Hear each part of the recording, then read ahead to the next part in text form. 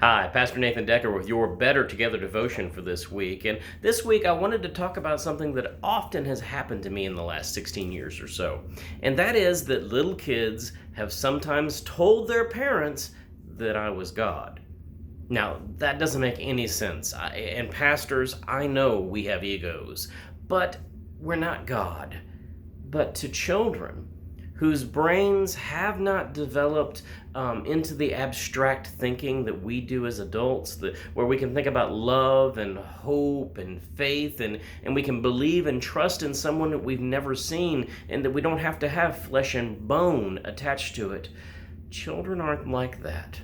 Pre-K little kids, they only understand what they are hearing, and they understand what they are seeing, and this world and the real world and the fantasy world are all blended together with the abstract world, and so that Jesus and Santa Claus and dragons and all that is truly real is real, as well as that's not.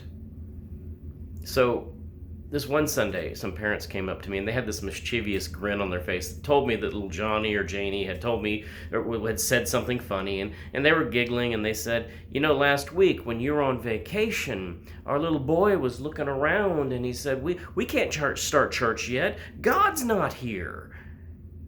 And another time, and this one really touched my heart, here at High Street, during the chapel services that I do every week with the kids, we always end the service with high fives and hugs. The kids come up and I give them high fives or hugs, and some of the boys and girls want fist bumps. One little girl who was really, really shy. She hardly ever sang. When I spoke to her, she at first would always hide her face. She hid her face from me. She came up to me and I could see it in her eyes. She was very intent and goal-oriented. She was going to give me a high five. And so we did.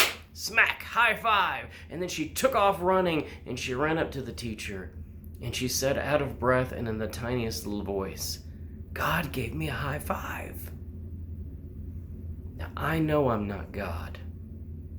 But I also know that I gave that girl an opportunity to see God through me. Through me, she felt acceptance and welcome and belonging. In the songs and stories that we sang, she experienced the joy of love and being loved and being cared for. It was a gift that I could give her. So this week, I want to challenge you.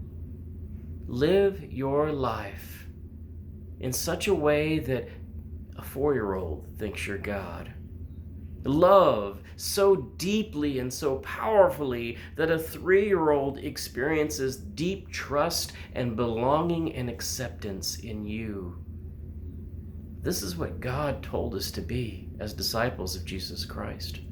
Paul, writing to the Ephesians, said, "Be imitators of God as beloved children. Live in love." So go this week and love deeply and live holy and experience the joy of imitating Christ. Go with God and make peace in this world today. Amen.